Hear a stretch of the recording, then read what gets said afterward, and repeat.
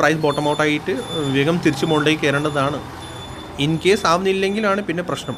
Okay, പിന്നെ അത് കഴിഞ്ഞിട്ട് നമുക്ക് കുറച്ചുകൂടി ഇതിൽ സ്ട്രക്ചറലി വീക്ക്നെസ് ഉണ്ടാവും. സോ ഫസ്റ്റ് പറയാനുള്ളത് ഇത് തന്നെയാണ്, മാർക്കറ്റിൽ വീക്ക്നെസ് തന്നെയാണ്.